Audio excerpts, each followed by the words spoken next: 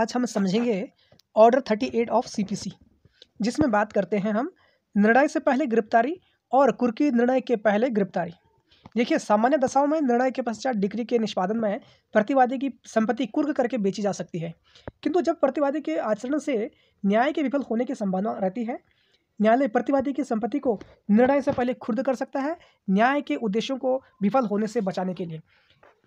Section 94 प्रावधान करता है, जहां न्याय के उद्देश्यों को विफल होने से बचाने के लिए ऐसा करना विहित है। न्यायालय प्रतिवादी को निर्देश दे सकेगा कि वह अपनी संपत्ति को पेश करने के लिए और उसे न्यायालय के नियंत्रण में रखने की प्रतिभूति देने या उसकी संपत्ति कुर्क करने का आदेश दे सकेगा। ऑर्डर 38 रूल 5 प्रावधान करता है, कब प्रतिवादी से संपत्ति को पेश करने के लिए प्रतिभूति की अपेक्षा की जा सकती है। वाद के किसी भी प्रकरण पर न्यायालय का शपथ पत्र पर या अन्यथा समाधान हो जाता है कि प्रतिवादी डिक्री का निष्पादन निलंबित करने के आशय से जो उसके विरुद्ध पारित की जा सकती है। नंबर 1, अपनी संपत्ति का पूरा व कुछ भाग व्ययन करने वाला है अथवा संपत्ति या उसके भाग को न्यायालय की अधिकारिता से हटाने वाला है।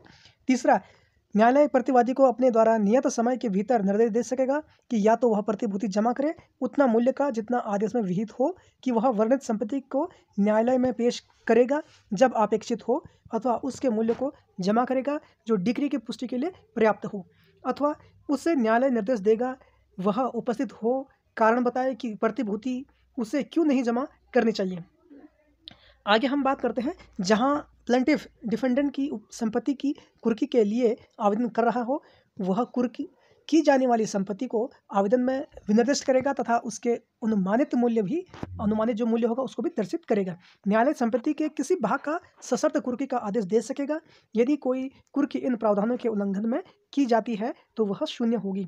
ऑर्डर 38 रूल 6 प्रावधान करता है कि जब प्रतिवादी नियत समय के भीतर हेतु दर्शाने में असफल रहता है कि उसे क्यों नहीं प्रतिभूति देनी चाहिए, अथवा अपेक्षित प्रतिभूति देने में असफल रहता है कि वर्णित संपत्ति या किसी भाग को कुर्क कर लिया जाए जितना किसी डिक्री की पुष्टि के लिए आवश्यक होता है।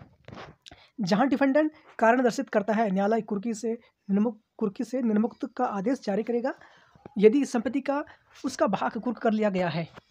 ऑर्डर 38 रूल 7 प्रावधान करता है, कुर्की करने की तिथि वही होगी जो डिक्री के निष्पादन में होती है। ऑर्डर 38 रूल 8 बात करता है कि निर्णय से पहले कुर्की की गई संपत्ति के बारे में कोई दावा न्यायालय द्वारा नियमित किया जाएगा। ऑर्डर 38 रूल 9 प्रावधान करता है, जब संपत्ति निर्णय से पहले कुर्क की जाए तो कुर्की प्रत्याहरित कर ली जाएगी, जब प्रतिवादी अपेक्षित प्रतिभूति जमा करता है कुर्की के खर्चों के साथ, अन्यथा जब वाद खारिज हो जाता है। ऑर्डर 38 रूल 10 प्रावधान करता है कि निर्णय से पहले डिक्री संपत्ति की कुर्की उन व्यक्ति अधिकारों को प्रभावित नहीं करेगी जो कुर्की से पहले विद्यमान थे। न किसी प्रतिवादी के विरुद्ध डिक्री धारण करने वाला कोई व्यक्ति ऐसी कुर्की के अधीन संपत्ति का विक्रय ऐसी डिक्री के निष्पादन में कराने का आवेदन करने से वर्णित होगा। ऑर्डर 38 रूल 11 प्रावधान करता है कि जब संपत्ति निर्णय से पहले कुर्क कर ली हो तथा वादी के पक्ष में कोई डिक्री पारित होती हो तो वादी के लिए यह आवश्यक नहीं होगा कि ऐसी संपत्ति के लिए पुनः आवेदन करें। ऑर्डर 38 रूल 11A डिक्री के निष्पादन में कुर्की के प्रावधान निर्णय से पहले होने वाले कुर्की पर भी लागू होंगे। दोबारा समझें, ऑर्डर 38 रूल 11A डिक्री के निष्पादन में कुर्की के प्रावधान निर्णय से पहले होने वाले कुर्की पर भी लागू होंगे यदि ऐसा वाद चूक के कारण खारिज कर दिया जाता है तथा वादी के आवेदन पर पुनः शुरू होता है तो संपत्ति की कुर्की स्वतः चालू नहीं होगी। ऑर्डर 38 रूल 12 प्रावधान करता है, कृषि उपजें निर्णय से पहले कुर्क नहीं होंगी।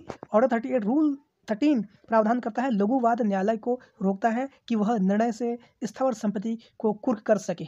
तो इस वीडियो में हमने ऑर्डर 38 सीपीसी का समझा।